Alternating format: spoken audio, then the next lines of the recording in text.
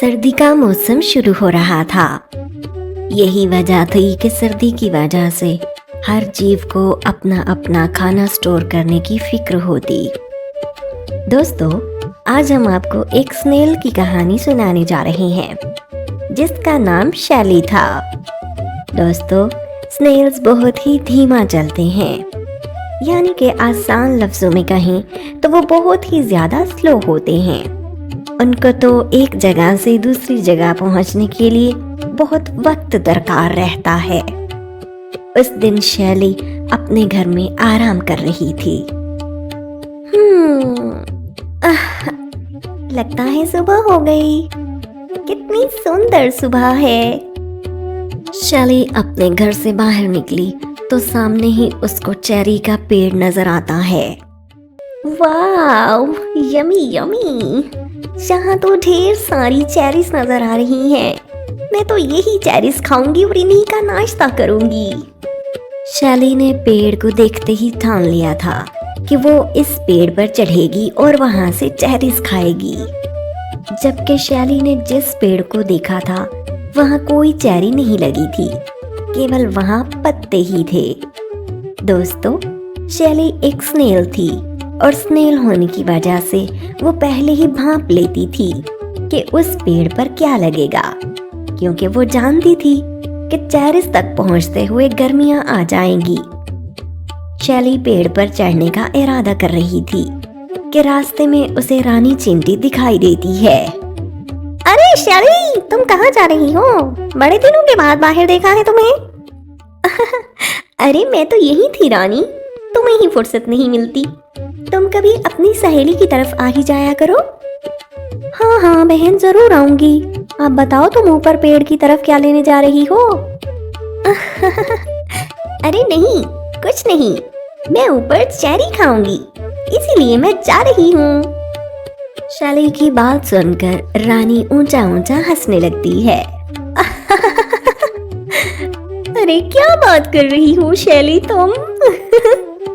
ऊपर चेरी खाने जा रही हो? ऊपर तो चेरी है ही नहीं, ऊपर तो केवल पत्ते हैं और तुम वही खाने जा रही हो। अरे रानी, समझ तो तुम नहीं रही हो।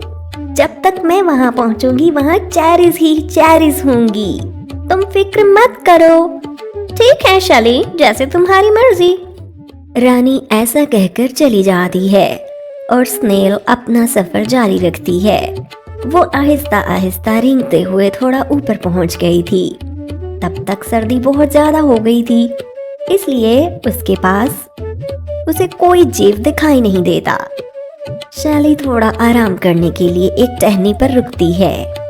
ओह माय गॉड, सर्दी तो बहुत ज्यादा हो गई है। जब ही मैं कहूँ बाहर मुझे कोई दिख क्यों नहीं रहा। शैली ने एक नजर अपने आसपास देखा तो उसको केवल बर्फ ही बर्फ दिखाई दी। अरे बाप रे, बर्फ भी बढ़ गई। कहीं ऐसा ना हो कि ये पेड़ भी बर्फ में दब जाए। No no no no. लेकिन शैली, पेड़ का क्या है? बर्फ पड़ी भी तो क्या होगा? हवा के झोंके से गिर जाएगी। कोई बात नहीं, मुझे अपना सफर जारी रखना चाहिए। शैली चलती रही। थोड़ा ऊपर जाकर उसको टिड्डा नजर आता है। यह भी शैली का दोस्त जॉनी था। अरे शैली, तुम कहाँ जा रही हो इतनी सर्दी में? हाँ जॉनी, मैंने चेरीज को खाने का ख्वाब देखा था, बस उसी को पूरा करने के लिए जा रही हूँ। और हाँ जॉनी भैया, मुझे सर्दी नहीं लगती। ये जो मुझे अल्लाह ने मेरे ऊपर एक होल बना रखा है, जब मुझे ज्यादा ठंड लगती है तो मैं इसके अंदर छुप जाती हूँ। फिर मुझे ठंड का एहसास ही नहीं होता, चाहे बर्फ ही क्यों ना गिर रही हो बाहर। ये सुनकर जॉनी भी हंसने लगा। शैली, क्या तुम पागल हो गई हो? तुम्हें लग रहा है कि तुम्हें ऊपर चेरीज खाने को मिलेंगी? अरे पागल, ऊपर कुछ भी नहीं है। अभी तो केवल छोटे छोटे फूल लगे हैं और तुम कह रही हो कि तुम चेरीज खाओगी। लेकिन फिर भी अगर तुम ऊपर जल्दी पहुंचना चाहती हो तो तुम मेरी पीठ पर बैठ जाओ, मैं तुम्हें हवा में उड़ाता हुआ ऊपर ले जाऊंगा। जानी भैया, मैं अच्छे से जानती हूँ कि मुझे क्या करना है।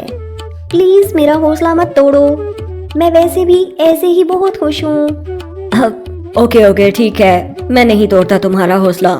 जो तुम्हारा दिल चाहे तुम वो करो, मैं तो चला, बाय बाय। ऐसा कहकर जानी भी अपने रास्ते चला जाता है और शैली अपना सफर फिर से जारी रखती है। आहिस्ता आहिस्ता चलते चलते एक दिन शैली को एहसास हुआ कि बाहर का मौसम आ गया था। अरे वाह, बाहर भी आ गई। इसका मतलब सर्दी खत्म हो गई है और इसका मतलब तो ये भी हुआ कि मैं अपनी मंजिल के बहुत करीब हूँ। शैली ये सब सोचते हुए फिर से अपना सफर शुरू कर देती है। चलते चलते तेज हवा चलने लगी। ये हवा सचमुच की हवा नहीं थी, बल्कि ये तो रूबी के परों की हवा थी। रूबी एक लेडी बग थी। वो बहुत ही ज्यादा घमंडी थी। उसको अपने हुस्न पर बहुत नाज था।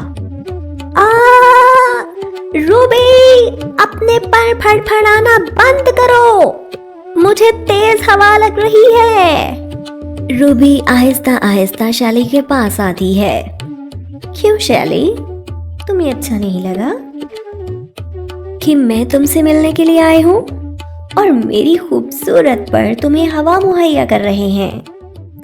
हो नहीं रूबी, मुझे अच्छा नहीं लगा, क्योंकि मैं इस समय केवल अपने काम पर फोकस करना चाहती हूँ और तुम मेरा फोकस हटा रही हो। ओह शैली, क्या तुम नहीं चाहती तुम्हारे भी पर मेरी तरह के हसीन हो और तुम भी मेरी ही तरह हवाओं में उड़ती हुई पेड़ के ऊपर पहुंच जाओ, क्योंकि अभी भी तुम्हारी मंजिल बहुत दूर है। हाँ नहीं रूबी, मेरा ऐसा कुछ भी मन नहीं करता। सच में मेरा विश्वास करो, मैं अपनी लाइफ से बहुत खुश हूँ और तुम इस बात की फिक्र बिल्कुल मत करो कि मुझे आहिस्ता आहिस्ता रेंग कर कहीं पहुँचना पड़ता है। मैं इससे भी बहुत खुश हूँ। अभी रूबी उससे कुछ और कहना चाह रही थी कि सचमुच में एक तेज हवा का झोंका आता है जो उसे उड़ाकर दूर ले जाता है। शैली हंसने लग जाती है क्योंकि उसको रूबी के पंख कुछ खास नहीं लग रहे थे। उसे लगता था कुदरत ने उसको जैसा बनाया है बिल्कुल ठीक बनाया है। खैर, इतनी बाधाएं आने के बावजूद शैली अपना सफर जारी रखती है। अब शैली को सफर शुरू किए हुए बहुत समय बीत गया था और आखिर वो दिन आ ही गया जब वो लाल लाल खूबसूरत सी चेरीज के दरमियान मौजूद थी। ये I did it! Well done शैली, तुमने ये कर दिखाया। मेरी फेवरेट चेरीज। अब तो मैं इसे खाऊंगी, खूब मजे से खाऊंगी, खूब पेट भर के खाऊंगी। कोई मुझे नहीं रोक सकता। यमी। शैली की मेहनत का फल उसको मिल गया था, जिसे उसने बिला रोक टोक खाना शुरू कर दिया था। जितनी देर शैली को वहां पहुंचने में लगी थी, उतनी ही देर लगाकर शैली वो सारी चेरीज खाना चाहती थी। शैली ने खूब मजे से चेरी खाई, यहाँ तक कि उसका पेट फुल हो चुका था। अरे बस कर शैली, और कितना खाएगी? खा खा कर मोटी हो गई है। कहीं ऐसा ना हो कि तेरे लिए वापस जाना मुश्किल हो जाए। तो दोस्तों, इस तरह से शैली को उसकी मेहनत का सिला मिल गया था और इस कहानी से हमें ये सीख मिलती है कि चाहे कुछ भी हो जाए, चाहे रास्ते में कितनी ही बाधाएं आएं, हमें अपनी मंजिल की तरफ गामजन रहना चाहिए। किसी के भी कहने में आकर अपना सफर अधूरा नहीं छोड़ देना चाहिए, चाहे इसके लिए हमें अपनी जान ही क्यों ना लड़ानी पड़े। और फिर देखिएगा, एक दिन कामयाबी आपके कदम चूमेगी।